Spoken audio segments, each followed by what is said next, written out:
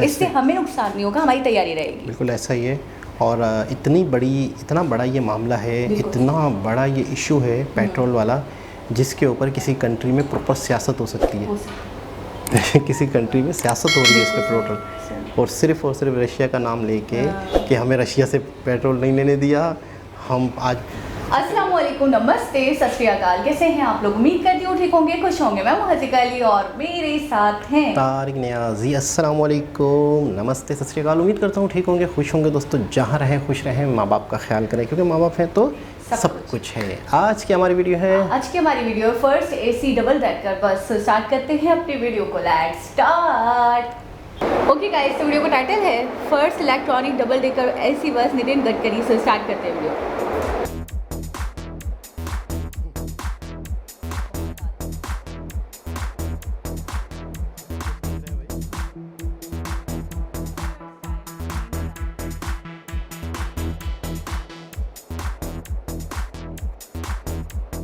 अशोक लीलैंड के EV division switch mobility ने भारत की पहली इलेक्ट्रिक डबल डेकर AC बस देश के सामने पेश कर दिया है।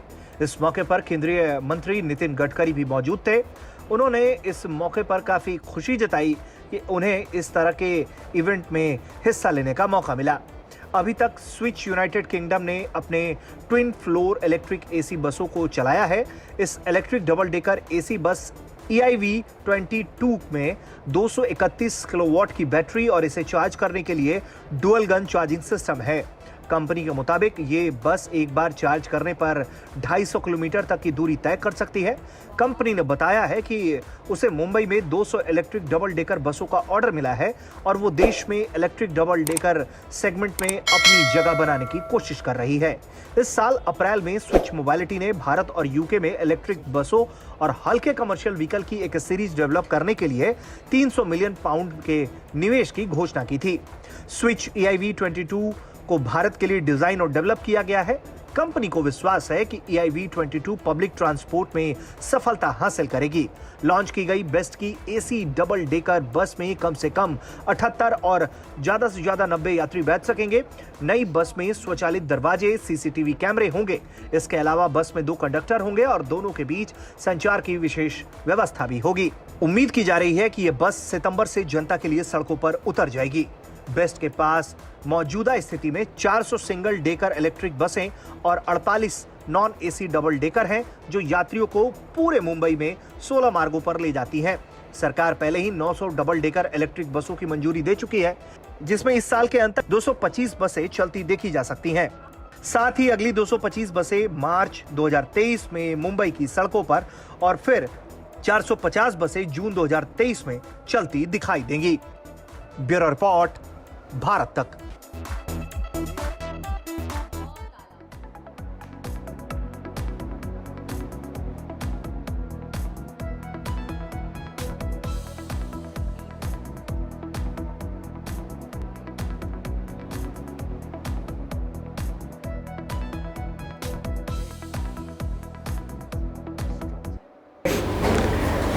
जी जनाब, सबसे पहले तो मैं ये कहना चाहूँगा, जो वीडियो में सबसे ज़्यादा ख़ास बात लगी, जो सबसे ज़्यादा इंडिकेट चीज़ कर रही थी हमें, वो थी नितिन गडकरी जी की मुस्कुराहटें। बल्कि पूरा खिलखिला रहे थे और ऐसा खुश हो रहे थे कि पता नहीं, जैसे बहुत बड़ा कारनामा कर दिखाया। बहुत या बड़ी शायद वो कोई ऐसी चीज होती है जिसका आपको बेसब्री से इंतजार होता है। बच्चों कितना खुश हो रहे थे, बच्चे जैसे नहीं होते खुश हो रहे होते। कह रहे हैं कि मुझे बहुत फख्र है और गर्व है कि मैं इसका हिस्सा बनाऊं। मैं कहता हूँ कि बात ही यहाँ पे खत्म हो गई। एक अच्छे दिल से, बिल्कुल, मतलब एक होता है ना कि इंसान बड़ा मिनिस्टर होते हैं तो वो बड़ा यूं ये मुस्कुराते हैं, ये देखें, रिसीव्ड होकर। लेकिन भाई बाकायदा खिलखिला रहे हैं, बिल्कुल ऐसे जैसे कोई मासूम बच्चा हो, जैसे बदनब की चीज़ मिल गई हो। नितिन जी हो गए, मोदी जी हो गए और योगी जी हो गए, और भी एक दो और भी हैं पॉलिटिशियंस में। देखिए एक अलग सी चमक है इन लोगों के मुँह पे, एक फेस पे एक नूर, एक चमक है। ऐसा लगता है इनको देखने के बाद कि बंदा देखता रह जाए। अभी नितिन जी जिस तरीके से हंस रही थी, यकीन करें मैं दिल कर रहा था वो सीन ना हटे तो वो चलता रहे। मैं बता दो रहा हूँ कि जब इंसान पॉजिटिव होता है, जब इंसान की नेचर, जब इंसान की नीयत, जब इंसान की सोच अच्छी होती है तो फेस पे भी वो दिखता है। इंसान बाकायदा ऐसे ही, बिल्कुल ऐसा ही है। और डबल डेकर। अच्छा, डबल डेकर मिसाल के तौर पे हमने एक चीज़ देखी थी, एक रोड देखा था जो कि रोड भी है ट्रेन भी है, ठीक है। तो उसका क्या फ़ायदा हुआ? आपने रेल कम ब्रिज, उसका क्या फ़ायदा हुआ?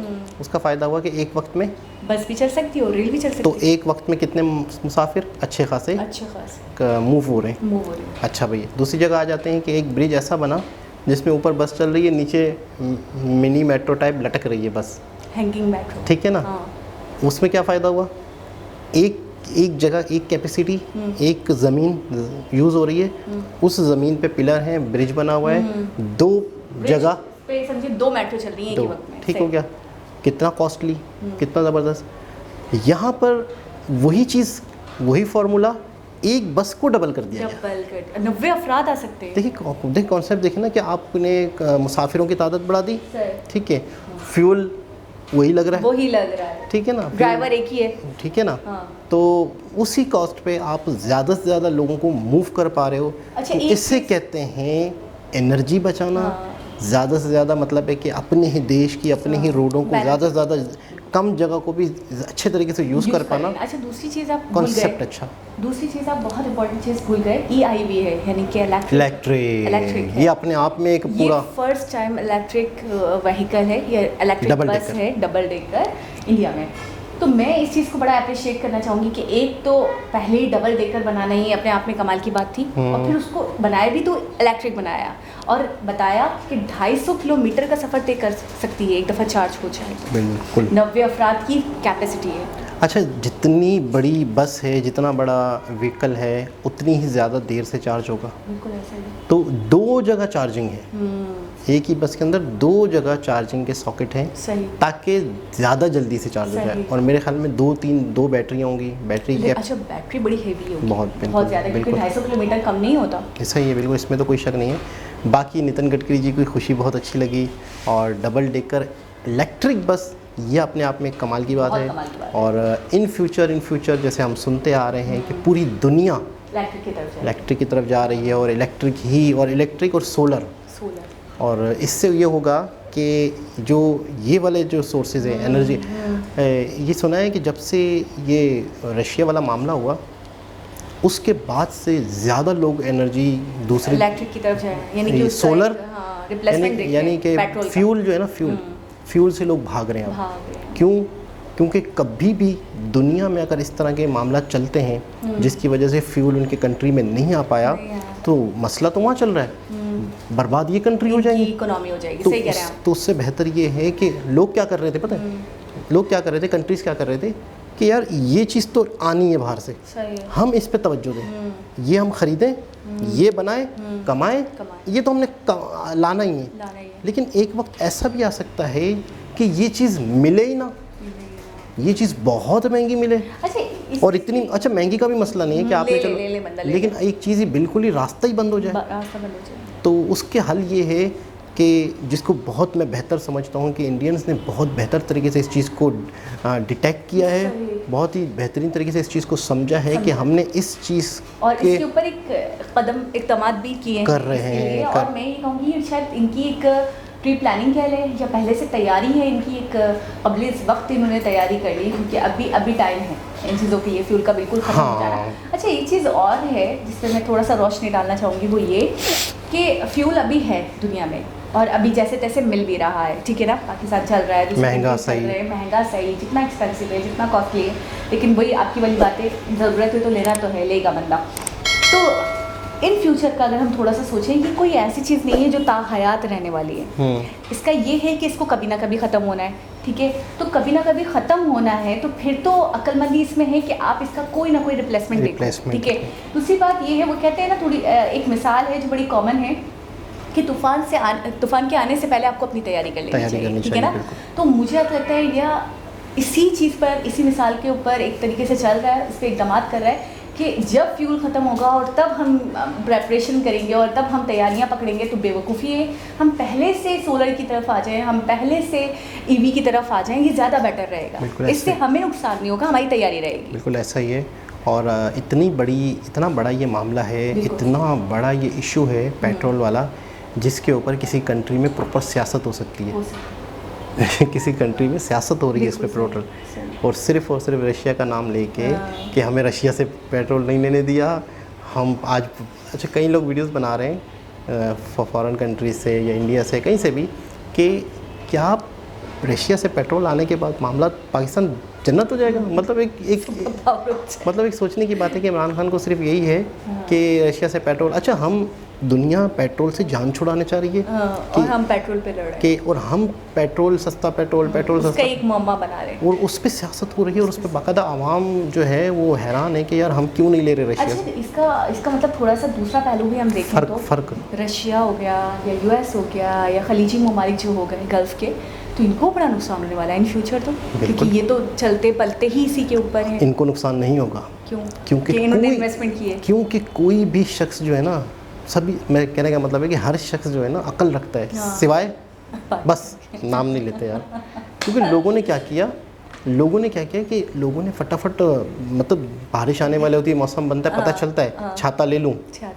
या फिर छत तैयार कर लूँ, मतलब ये होने वाला है, मौसम पहले बन जाता है। तो ये जो पेट्रोल वाली हर कंट्री के वो लोग होते हैं, एनालाइज करने वाले होते हैं और आइडियाज़ होते हैं, फाइनेंस मिनिस्टर्स होते हैं, निगार जिन्हें हम कहते हैं, वो फिर बताते हैं कि भाई दुनिया इस तरफ जा रही है, अब सिर्फ पेट्रोल करके आप बादशाह नहीं रह सकते। जबकि उनके पास हर आसाइश है, हर ऐशोइश रहते हैं, उनको चाहिए कि वो तो उसी में डूबे रहें। नहीं, वही आसाइशें जो है ना, उस वो आसाइशें जिस वजह से है वही ख़त्म हो जाएगी। अगर दुनिया उस पर नहीं रहेगी तो फिर ये आसाइशें भी नहीं रहेंगी, ठीक है ना, जो किसी तो उस वजह से इन्होंने ये किया कि अब बाकायदा दूसरे कामों में बाकायदा एक बहुत बड़ा सिटी बन रहा है सऊदीया में, बहुत बड़ा सिटी बन रहा है। दुबई उसके आगे कुछ नहीं होगा, कुछ भी नहीं होगा। इतना बड़ा सिटी बना है, पूरी दुनिया वहाँ आके रहेगी, शॉपिंग करेगी, मतलब दुनिया की हर आसाइश वहाँ मिलेगी, उसी से कमाएंगे लोग। रेगिस्तान पे मट्टी में वो शहर बन रहा है, बिल्कुल एक ऐसा बियाबान जगह पे। सही है, यानी आपके कहने का मकसद इन्वेस्टमेंट हर जगह वो कर रहे हैं जहाँ से उन्होंने और जराए बनाए कमाने के। बिल्कुल, इसमें कोई शक नहीं है। तो एक बहुत ही ज़बरदस्त वीडियो, बहुत अच्छा लगा, double decker plus electric bus, बहुत ही अच्छा लगा। दोबारा किसी और के साथ से मुलाकात होगी, जब तक के लिए अल्लाह हाफ़िज़।